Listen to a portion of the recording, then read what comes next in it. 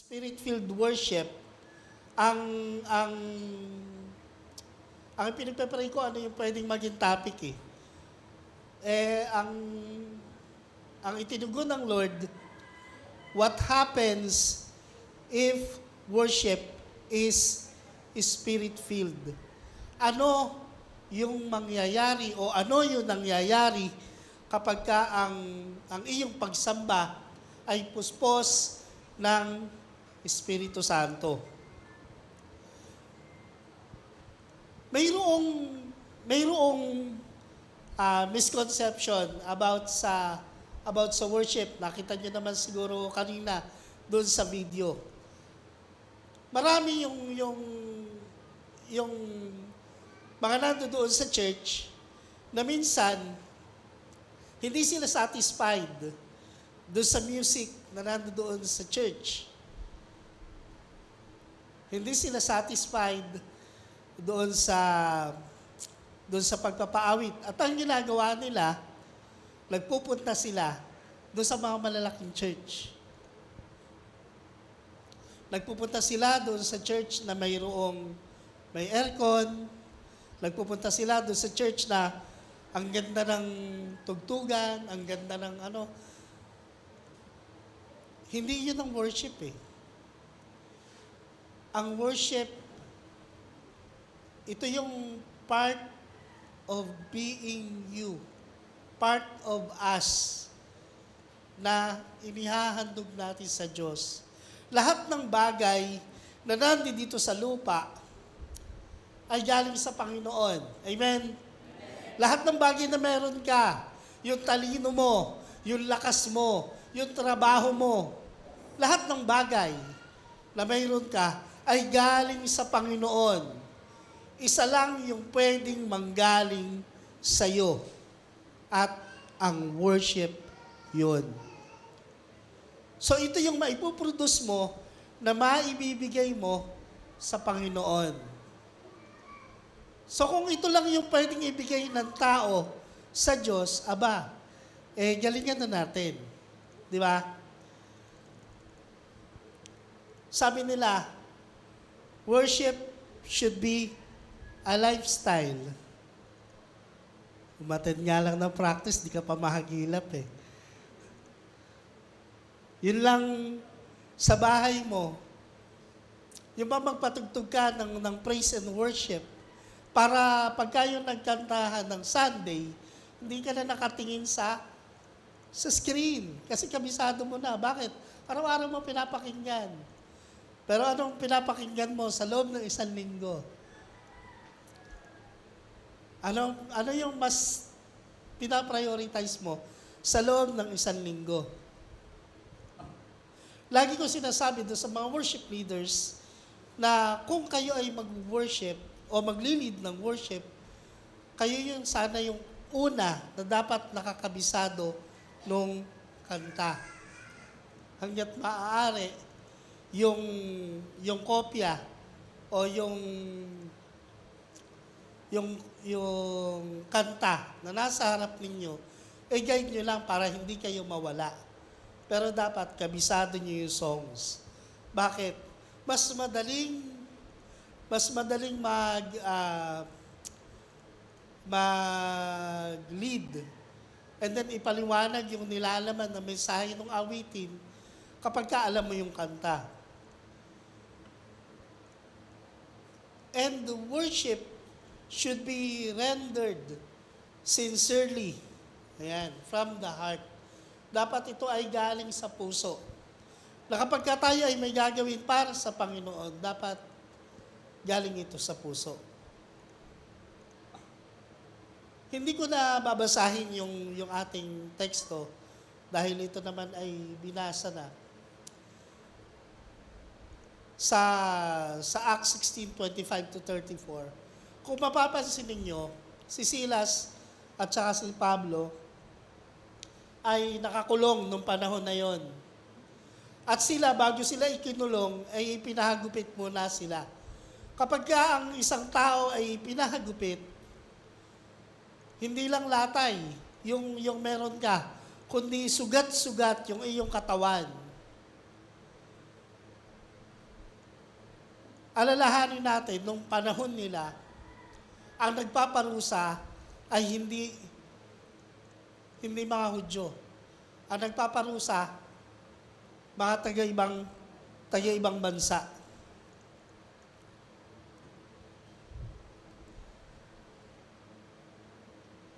Nung sila ay nakakulong na, imbis na sila ay magreklamo, ang ginawa nila, nag-fellowship sila doon sa loob ng bilangguan. Ang sabi doon, maghahating gabi na, umaawit sila ng himno. Maawit sila ng worship song. At doon sa kanilang pag-awit, pinapakinggan sila ng mga bilanggo. At pagkatapos noon, habang sila ay umaawit, sabi, nagkaroon ng malakas na pagyanig. Nauga yung pundasyon ng bilangguan, nakalag yung mga, anong tawag dito? Yung talikala sa kanilang kamay at sa kanilang paa. Nabuksan yung lahat ng pintuan. At nung nakita nung bantay, akala niya ay nakatakas yung mga bilanggo, siya ay nagtangkang magpakamatay. At ang ginawa ni Pablo ay pinigil siya. At ang tanong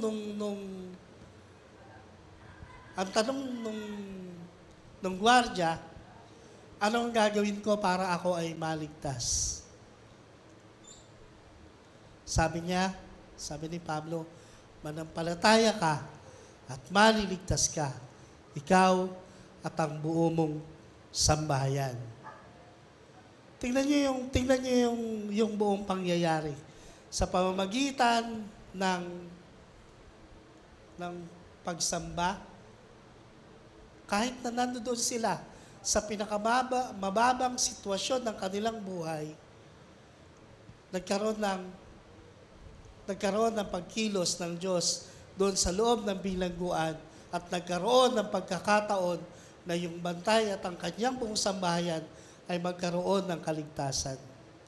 Ito yung nilalaman ng Acts 16:25-34. Tayong lahat ay yumuko, tayo ay manalangin. Ama namin Diyos, marami pong salamat sa pagkakataong ito na kami ay pinagtipon-tipon mo sa lugar na ito upang pag-usapan yung nais mo na maintindihan namin patungkol sa pagsamba. Lord, dalangin po namin na ikaw yung magbigay sa amin ng karunungan, ng kaalaman. Ikaw ang magbigay sa amin ng malalim na pangunawa, Panginoon, upang ito ay maging inspirasyon ng aming buhay. At ito, Panginoon, ay magamit namin sa aming pang-araw-araw na buhay. Samahan mo po kami sa pangalan ng aming Panginoong Jesus. Amen and amen. What happens if worship is spirit-filled? Ano daw yung pwedeng mangyari o ano yung nangyayari kapag ang pagsamba ay sinasamahan o puspos ng Espiritu? Una, worship touches the supernatural. Ang pagsamba, kapag ito ay mula sa puso ng isang mananampalataya, ito ay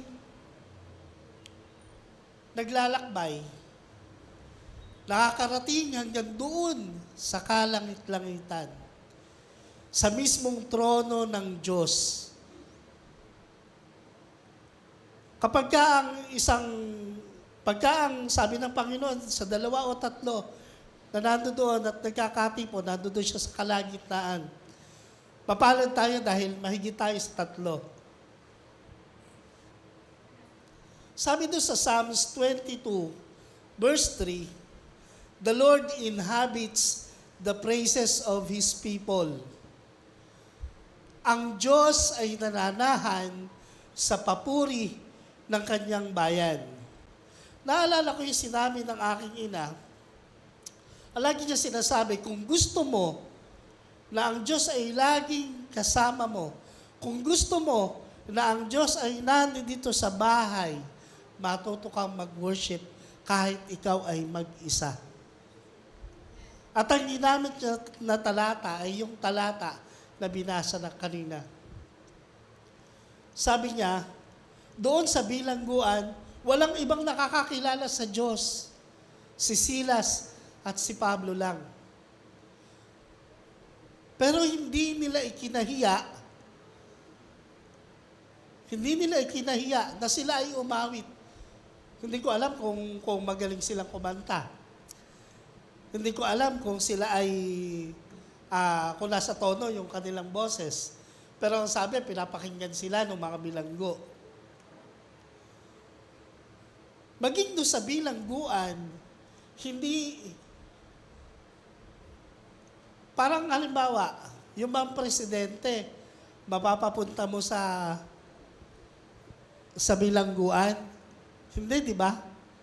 Yung bang mga hari dito sa lupa, mapapapunta mo sa bilangguan. Hindi. Pero ang Diyos, kahit sila ay nasa kaloob-looban, nung bilangguan, kasama nila ang Diyos. Alam niyo, sa bahay namin, magsasawa kayo pakikinig kasi magmula umaga hanggang gabi, ang radyo namin, iisang station lang. 702 DCAS. Yung Christian Broadcasting Radio. At kapag kayo na inilipat mo, manda ka, kagalit mo ang nanay ko. Meron akong kaibigan, sinama ko sa bahay. Iyon, nasanay na ako na yung gamit ko, pinapakelman. Pagdating doon sa bahay, pinakelman yung radyo. Yung nanay ko, naglalaba. Sino naman naglipat ng radyo? Sabi, hindi, makikinig lang po ako ng Sabi ng nanay ko, kumuha ka ng radyo mo. Radyo ko to. Tapos binalik niya doon sa station. Sabi doon sa Matthew chapter 18, verse 20, yung kanina, kung saan pinararangalan ang Panginoong Jesus, nandoon siya. Sa Hebrews chapter 2, verse 12 to 14, ang sabi ng Panginoon, ako ay kasama ng aking mga kapatid, at sa kanilang kalagitnaan ako ay aawit sa iyo. Yung pagka mayroong pagpupuri at pagsamba, ang ating sinasamba ay ang Diyos. At kapag tayo ay sumasamba, kasama natin ang Panginoong Jesus. At siya man ay umaawit para sa kanyang Ama.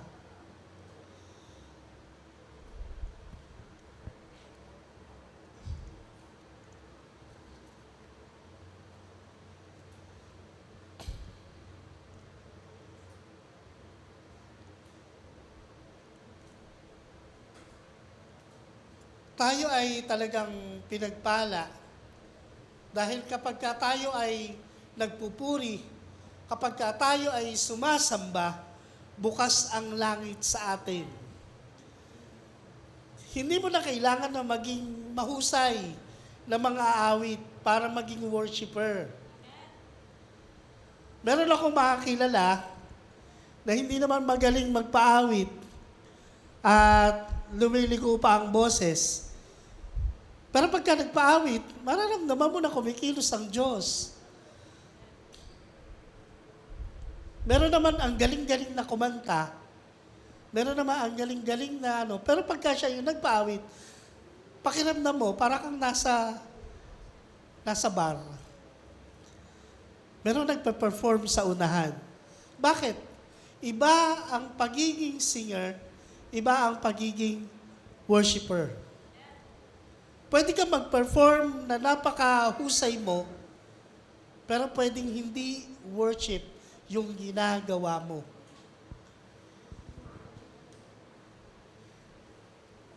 Ang sabi doon sa 1 Samuel chapter 16, panlabas na anyo ang tinitingnan ng tao, pero puso ang tinitingnan ko. Yun ang sabi ng Diyos kay Prophet Samuel.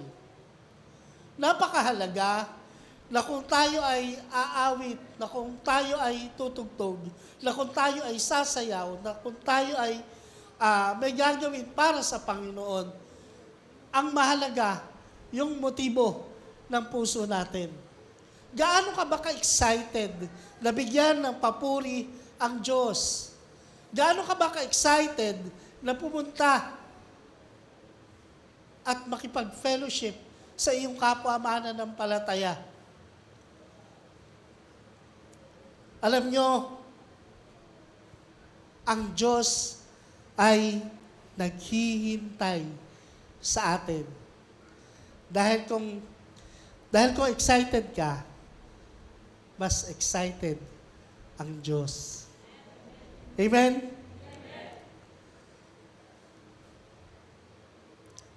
Alam niyo yung para sa Kanya,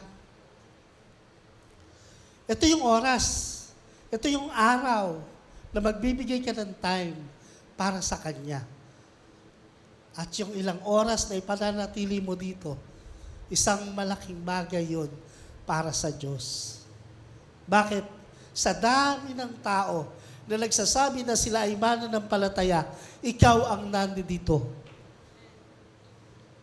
Sabi ni Pastor Jun, huwag niyong paghintayin ng Diyos ay hus. Kanina pa siya andito, huwag kang palilate dyan, ay hus.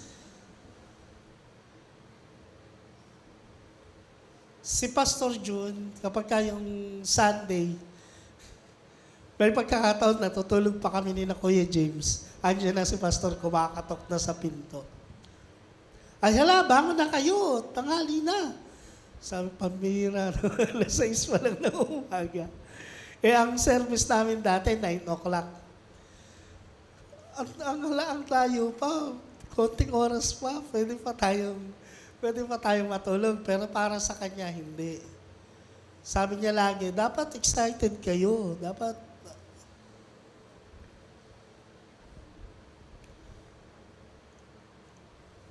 kapag spirit-filled, yung worship na ginagawa mo, magsaya ka.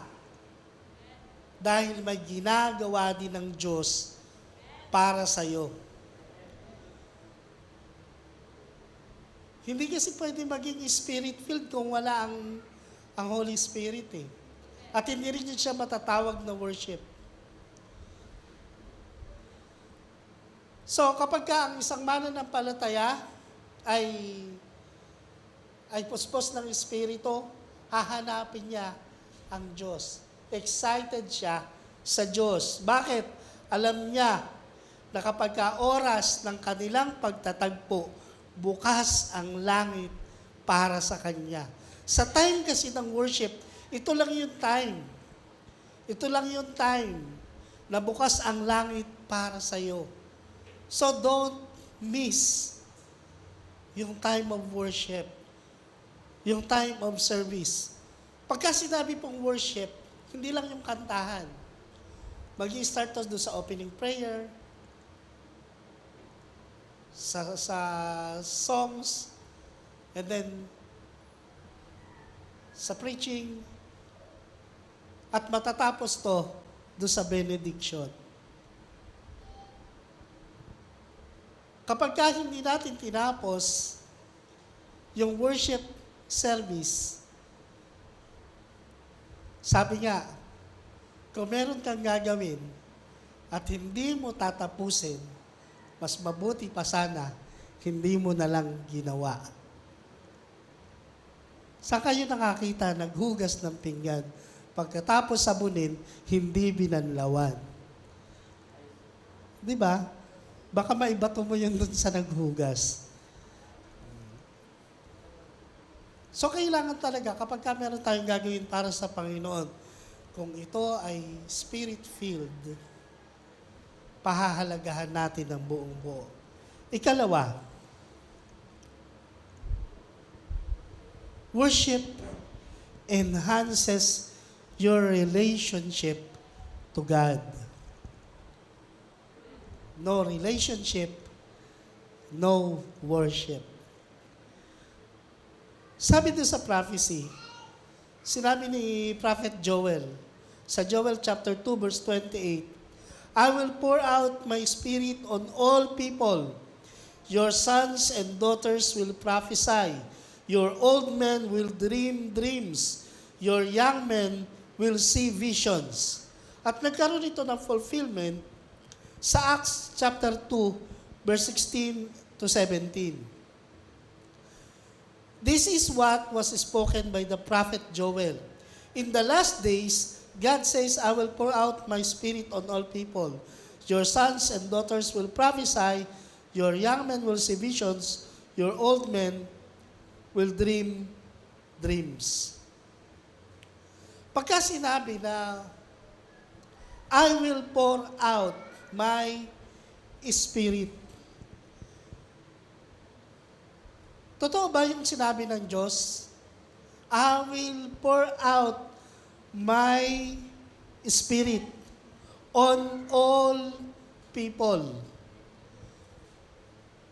Alam nyo, totoo yung pangako ng Diyos. At ito ay naiprophesy. Pero kung papansinin ninyo, hindi lahat ng tao, yung time ng fulfillment, hindi lahat ng tao naka-receive nung pangako ng Diyos. Bakit? Marami doon sa mga tao nung panahon na yon hindi naniniwala kay Kristo. Nangyari lang yon doon sa 120 katao na talagang nag-stay kay Jesus. Ang sabi ng Panginoon, hintayin nyo ang pagdating ng ipinangako ko sa inyo. Hintayin nyo yung pagdating ng Espiritu Santo. At sila ay matyagan na naghintay. Araw-araw silang nagkikita-kita.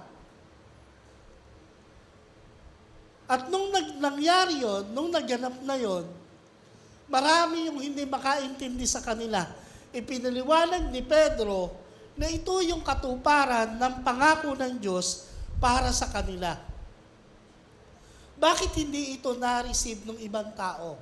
Dahil hindi nila pinaniniwalaan ang Panginoong Hesus. Ang Panginoong Hesus lang yung pwedeng mag-bridge sa Ama at saka sa tao. Ang pwede lang natin gawin, ilapit ang tao sa Panginoong Hesus. At ang Panginoong Hesus ang maglalapit doon sa tao sa kanyang Ama. Sabi ni Jesus, John 14:6, I am the way, the truth, and the life. No one comes to the Father except through me. Ang Panginoong Hesus lang yung daan patungo sa Ama. At alam nyo, yung lahat ng nakakarinig,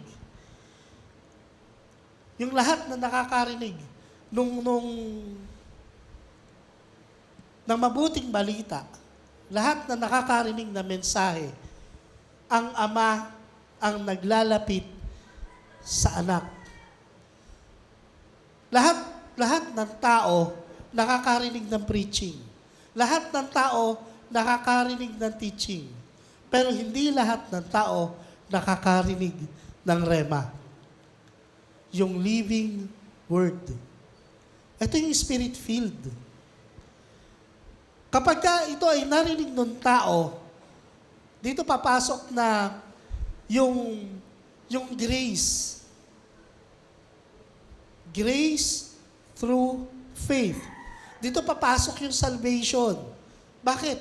Tatanggipin nila si Kristo. Kapag ka ang tao ay sumamba at wala si Kristo sa kanila, paano nila sasambihin ng Diyos?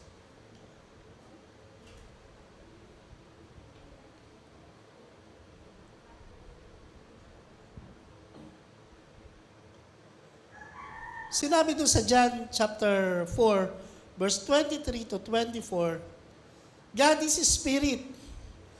So we relate to Him through our human spirit. Ang Diyos ay Espiritu, kaya siya ay dapat sambahin sa Espiritu at katotohanan. Ang Diyos ay Espiritu, ang sasamba sa Kanya ay Espiritu din. Ngayon, kapag ka ikaw ay naging mananampalataya, pagka ikaw ay naging Kristiyano, ano ibig sabihin ng Kristiyano? Ikaw ay little Christ. Ikaw yung munting Kristo. Ikaw yung representative ni Kristo. Hindi lang pastor. Lahat ng mananampalataya ay tinatawag na Kristiyano. They belong to Christ. Yung Espiritu, doon sa sa Romans chapter 8, verse 15 to 16, the Spirit you received does not make you slaves so that you live in fear again. Rather, the Spirit you received brought about your adoption to sonship, and by Him we cry, Abba, Father. The Spirit Himself testifies with our spirit that we are God's children. Yung espiritu ng pagiging anak, yung espiritu ng Panginoong Jesus, kapag ka napunta dun sa tao, ito yung tinatawag na divine exchange. Dahil tinanggap mo si Kristo, yung espiritu ni Kristo nasa sayo. Ngayon, hindi ka na matatakot. Hindi ka na mangangamba. Bakit? Kapag ka nasa sayo ang Panginoong Jesus, sigurado ka, ligtas ka. Pinangako ng Panginoon yun eh. At kapag ka ang Espiritu ni Kristo ay nasa sayo, nagkakaroon ka ng karapatan na tumawag ng Ama, Ama ko. Sabi doon sa John 1:12, yung lahat ng nanalig at nagsitanggap kay Kristo, binigyan ng karapatan na maging mga anak ng Diyos. So yung binigyan ng karapatan na maging anak ng Diyos, sabi doon sa Romans 8:15, ito yung magbibigay sa iyo ng karapatan na tumawag sa Ama. So paano kung wala si Kristo sa tao? Anong karapatan niya na tumawag sa Diyos ng Ama? Wala siyang relationship. Kung mapapansin ninyo, tingnan ko lang yung hindi ko na...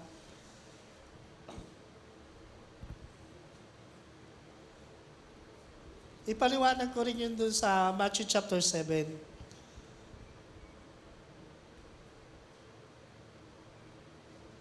Ito. Sa Matthew chapter 7, verse 21, hindi lahat ng tumatawag sa akin, Panginoon, Panginoon, ay papasok sa kaharian ng langit, kundi yaon lamang sumusunod sa kalooban ng aking Amang nasa langit. Hindi lahat ng tao na nagsasabi na kilala nila si Jesus ay papasok ng langit. Hindi lahat ng tao na nagsasabi nila na sila ay Kristiyano ay makakapag-worship. Anong sasabihin ng Panginoon sa kanila? Kailanman hindi ko kayo nakikilala. Hanggat hindi tinatanggap ng tao si Jesus, walang Romans chapter 8, verse 15 to 16 sa kanila. Walang divine exchange. Walang John 14:6. So napaka-imposible na ang isang tao ay makapag-worship kay Jesus. Meron three pieces of worship. Una, yung pagkilala. Paano sasambahin ng tao ang Diyos kung hindi naman niya kinikilala ang Panginoong Jesus? Paano kung hindi naman nila tinanggap? Hindi sila naging anak. Pagpapahalaga. Sabi ng Lord, love the Lord your God with all your heart, with all your soul, with all your strength, with all your minds. God must be valued above all. Saka palang papasok yung pangatlo. Paglilingkod. So pagkilala, pagpapahalaga, paglilingkod. Kahit anong tumbling ang gawin mo, magpasirko-sirko ka man, kung hindi mo naman kinikilala at pinahahalagahan ng Diyos, not counted yun. Bakit? The main objective of worship is obedience. So kapag tayo ay nag-worship,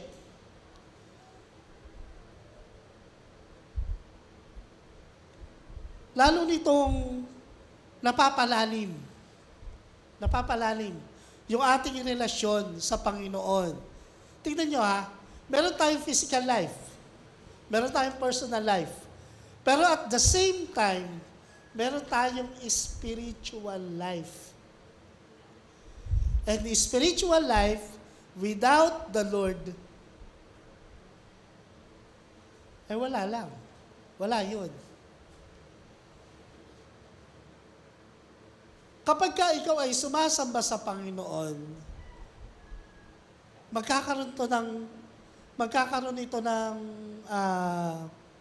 magiging visible ito sa buhay mo. Pagka ito ay naging visible sa buhay mo, lalo ka magagamit ng Panginoon. Lalo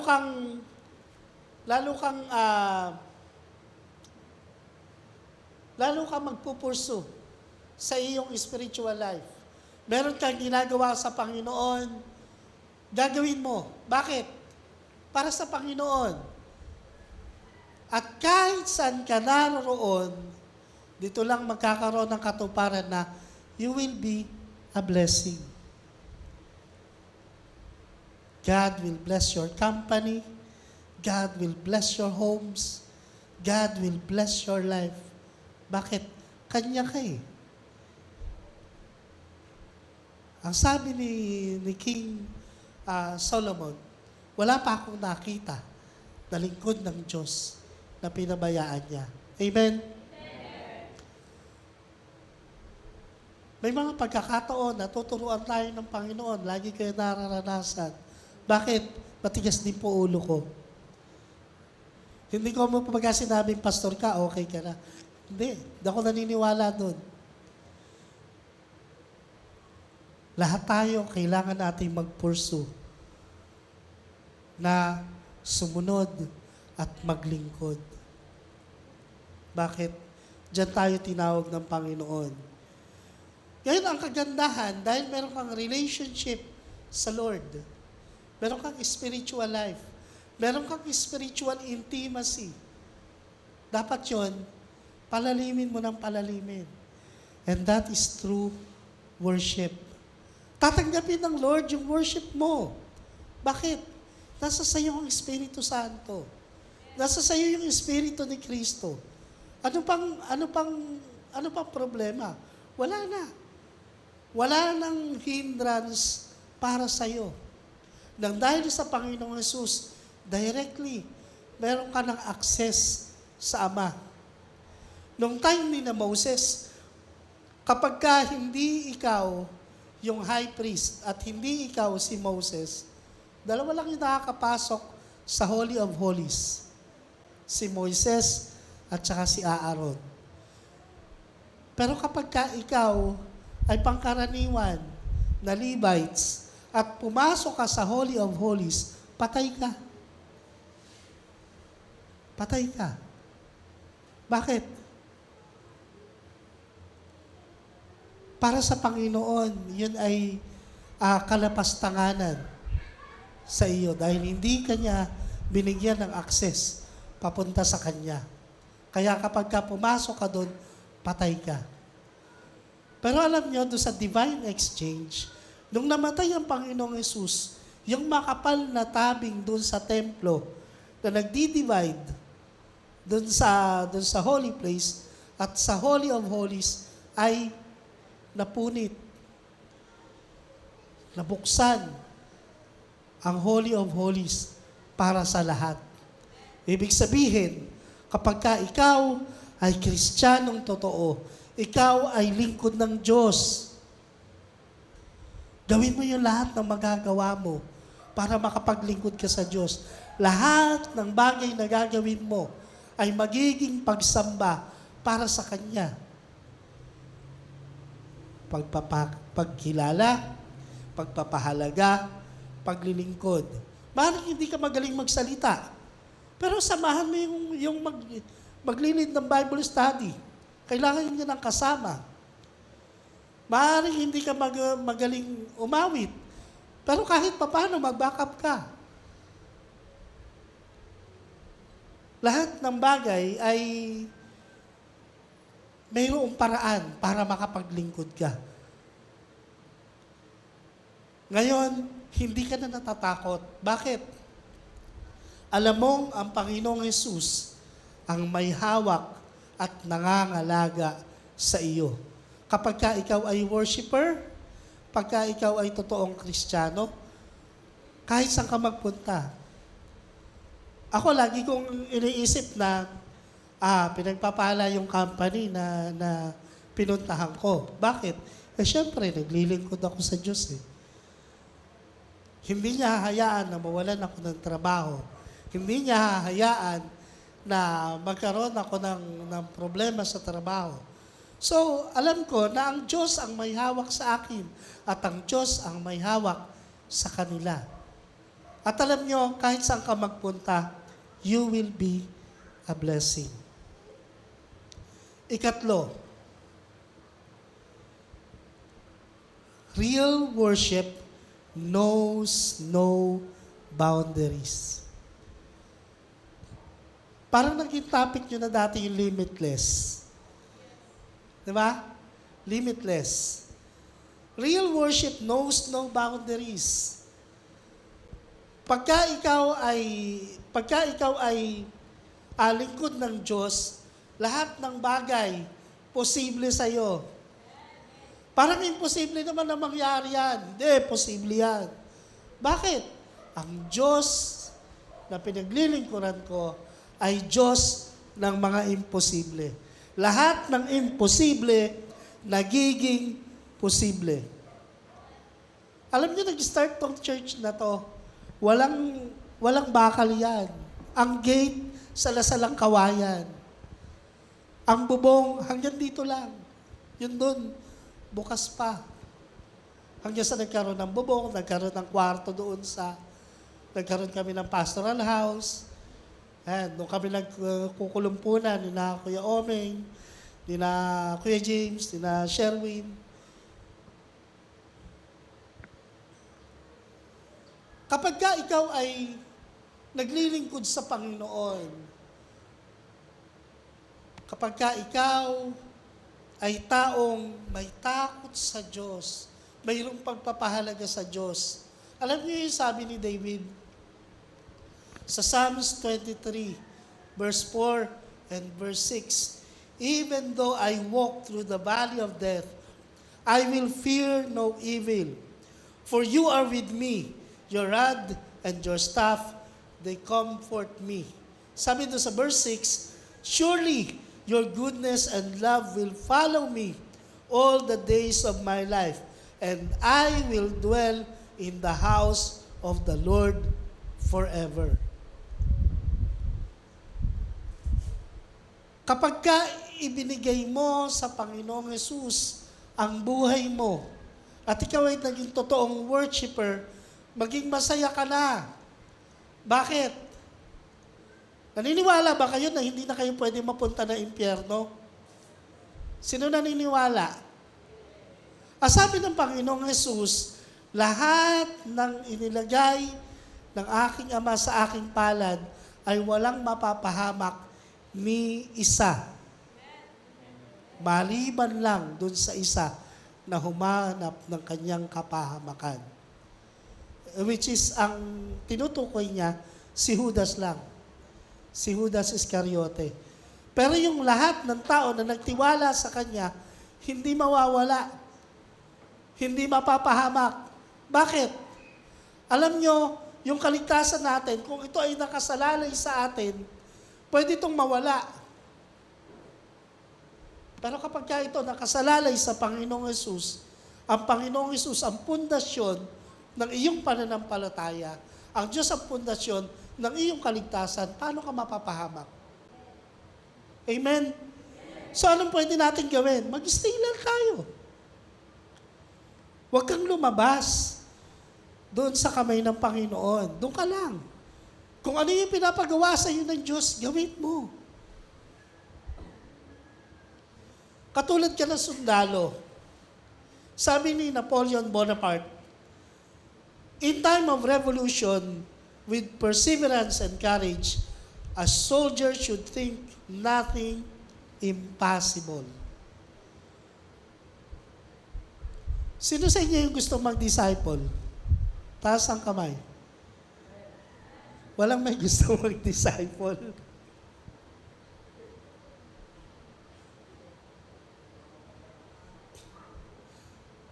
Ang bawat mananampalataya ay tinawag ng Panginoon para maging blessing.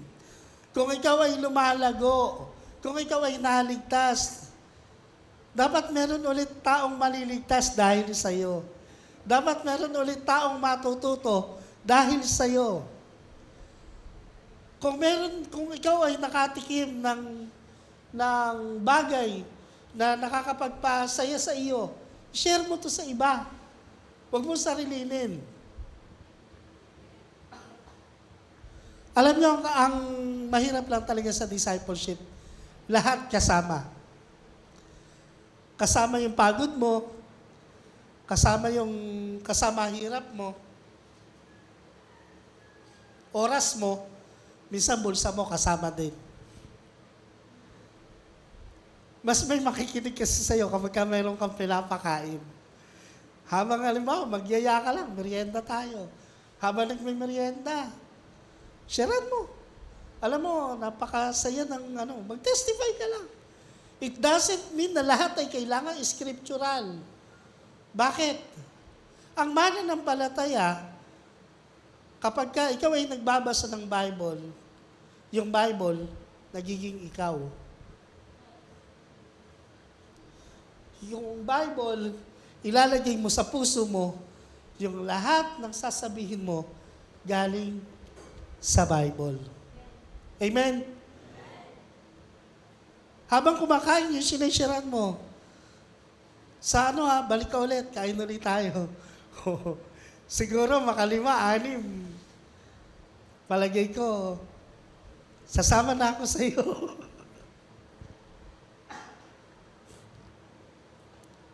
Sabi ito sa Romans chapter 12, verse 1 and verse 2, tayo ay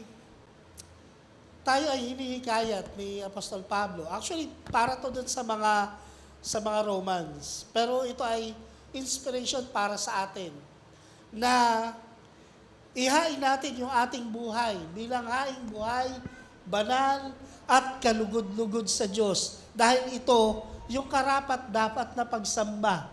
Kaya nga meron 3 P's eh. Pagkilala, pagpapahalaga, paglilingkod. Yung buhay mo, kung ano yung ginagawa mo, kung ano yung iniisip mo, kung ano yung madalas mong sinasabi, ito yung buhay mo. At yun yung worship na ginagawa mo. Hindi lang yung araw ng linggo na nandito kakakanta ka, akala mo nag-worship ka na. No. This is the beginning. At ang continuous ng pagsasagawa nun, yung buong isang linggo na dadaan. Pagka daw ikaw ay mananampalataya, ikaw daw ay history changer. Sabihin mo sa kalapit mo, ikaw ay history changer. Dapat yung ibang tao na nakikita mo mapupunta na impyerno, pero dahil sa iyo, mapupunta sila ng langit. Dapat sana magulo yung buhay nila, pero dahil sa iyo, magkakaroon ng pagbabago. Iyon ay kung magpapagamit ka sa Panginoon. Pero kung hindi, paano ka magiging blessing para sa iba? Alam niyo kung ano ang kinatatakutan ng dyablo? Ang kinatatakutan ng dyablo, kapag ka ang isang tao, totoong Kristiyano. Bakit? Hindi niya makikita yung tao. Ang makikita niya, si Kristo, na nandoon sa tao. Alam niyo yung anong klaseng tao to? Ito yung taong patay na sa kanyang sarili. Sabi dun sa Romans chapter 14, verse 8, if we live for the Lord. And if we die for the Lord. So whether we live or die, we belong to the Lord. Kung ako ay mabubuhay ako para sa Panginoon. Maglilingkod ako. Kung ako ay mamatay, sa Panginoon ako. Doon ako uuwi. Ano gagawin pa sa iyo ng ano? Sabihin na lang ni Satanas, iwanan nyo na yan. Wala kayong magagawa dyan.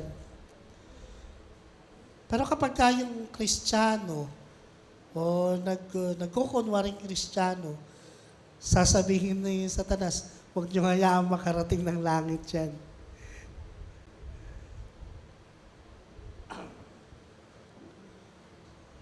Yun daw living sacrifice. Yung sa Romans chapter 12, verse 1 and 2. Ito yung katulad ng pagiging isang kawal ni Kristo na lagi kang handa na gawin yung ipinagagawa ng Diyos sa iyo. Kaya nga kapag nagpe-pray tayo, mga kapatid, lalo na sa umaga, ang ating prayer, Lord, anong gusto mong gawin ko para sa iyo? At dapat willing ka. Sasabihin ng Lord sa iyo, puntahan mo si ganito, sharean mo, Lord, nahihiya po ako.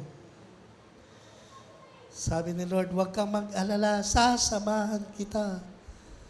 Baka mamaya para tayong katulad ni Moises, iba na lang po, Lord, pero sasama ako. Iba na lang gamitin mo. Dahil nahihiya. Lagi natin tatandaan na tayo ay tinawag ng Panginoon dahil yung totoong worship, kapag ka ito ay tumarabaho, it knows no boundaries. Minsan naiisip natin na hindi ko kaya eh. Pero ang totoo, ikaw lang ang nag-iisip na hindi mo kaya. At once na ginawa mo na yan, humakbang ka na.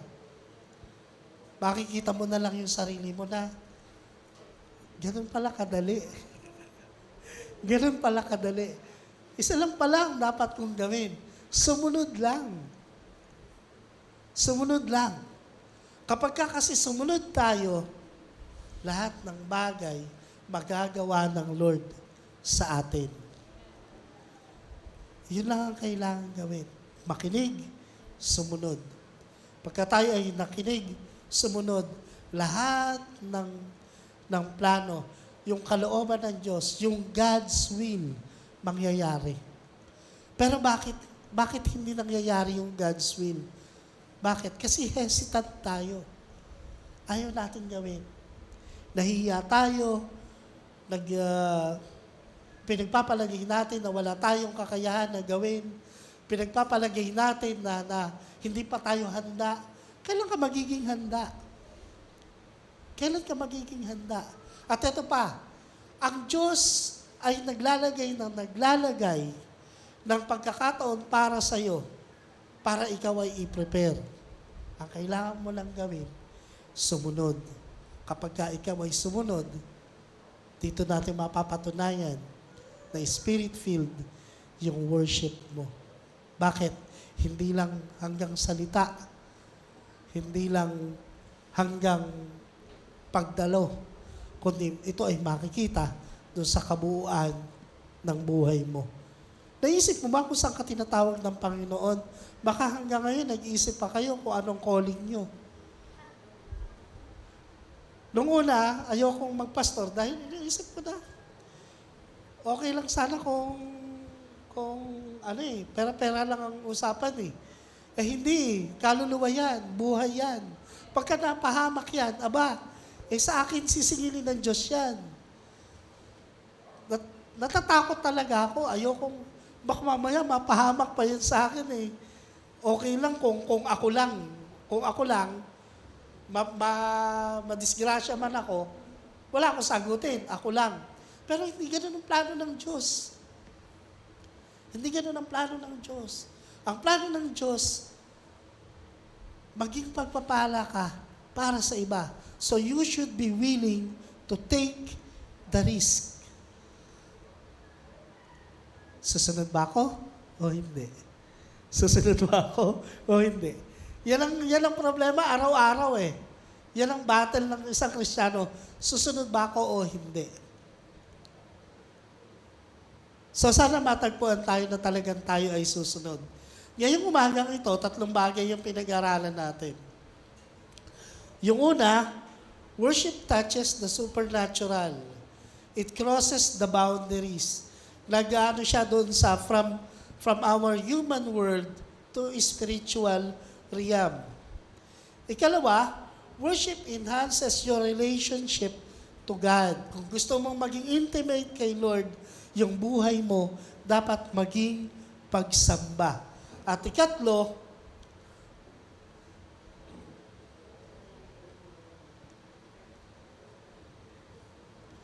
real worship knows no boundaries.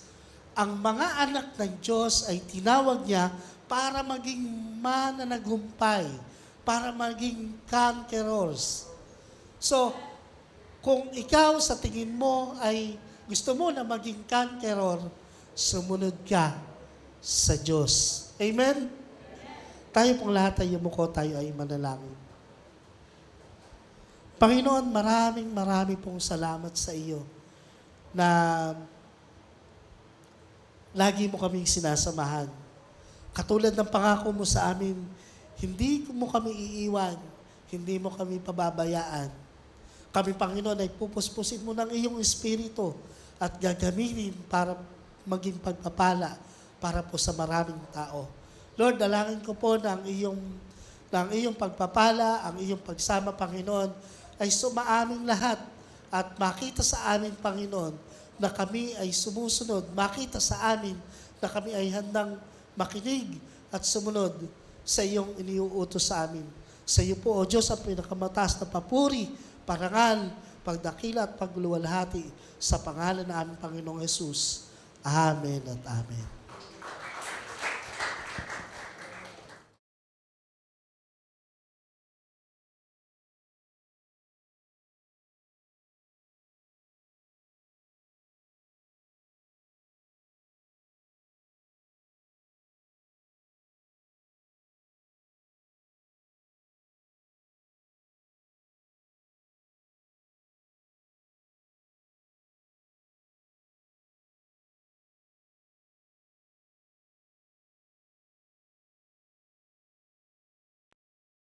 Narinig mo na ba? Narinig mo na ba? Narinig mo na ba? Narinig mo na ba na ang Diyos ay magbubuhos ng masaganang pagpapala? Tumanggap ng kaligtasan, kalayaan, kapahingahan at kapayapaan, kagalingan at katugunan sa lahat ng ating mga pangangailangan. Ang Jesus Christ, our Deliverer Christian Fellowship ay nakahandang maging daluyan ng masaganang pagpapala para sa iyo. Samahan niyo po kami sa gawain ng Panginoon. Maaabot ka kahit sa loob ng iyong tahanan through our different online platform. You are invited. Come, join us! Halina, tara! At ihandog ang ating mga pasasalamat, pagpupuri at pagsamba sa ating Diyos na buhay. Be online and be blessed. Be online and be blessed. Be online and be blessed.